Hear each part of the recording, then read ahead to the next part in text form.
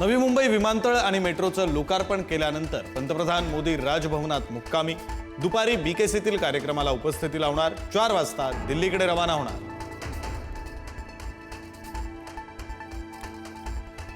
राजभवनात मोदींसोबत महायुतीच्या नेत्यांची चर्चा झाल्याची शक्यता। राज्यातील नुकसानग्रस्तांना केंद्राकडून किती मदत मिळणार याकडे लक्ष।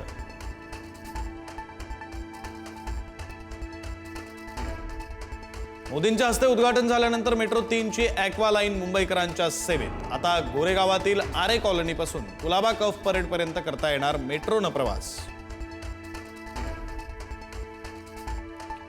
इंग्लंडचे पंतप्रधान कीर स्टारमर मुंबईमध्ये। पंतप्रधान मोदी कीर स्टारमर यांची भेट घेणार। भारत ब्रिटन व्यापार संबंधांच्या दृष्टीनं या भेटीला महत्त्व।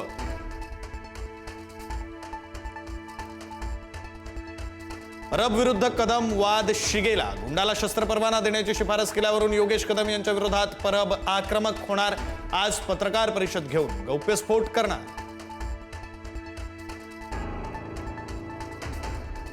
वीज कर्मचारी 72 तासांच्या संपावर। खासगीकरण विरोधात महापारेषण, महानिर्मिती आणि महावितरण तीनही कंपन्यांच्या कर्मचाऱ्यांचा संप। अनेक ठिकाणी अंधार पसरण्याची शक्यता। उद्या नागपुरात ओबीसी समाजाचा भव्य मोर्चा। बडे ओबीसी नेते मोर्चात सहभागी होणार।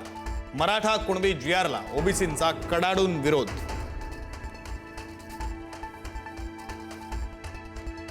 कुणबी समाज आणि मराठ्यांचा आज आझाद मैदानात मोर्चा। कार्यकर्ते मोठ्या संख्येने मोर्चात सहभागी होण्याची शक्यता।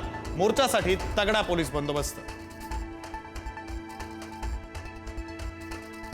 ओवैसींची नगरमधील रद्द झालेली सभा आज होणार। सभेसाठी जोरदार तयारी। मागच्या वेळी धार्मिक कारणामुळे झालेल्या राड्यामुळे सभा रद्द करण्याची वेळ।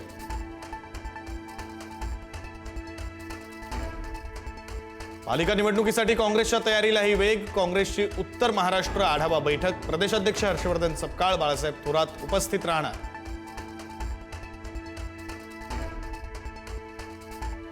लाडक्या बहिणींना मिळणार सप्टेंबरचा हप्ता। 410 कोटी रुपयांच्या निधीला वित्त विभागाची मंजुरी।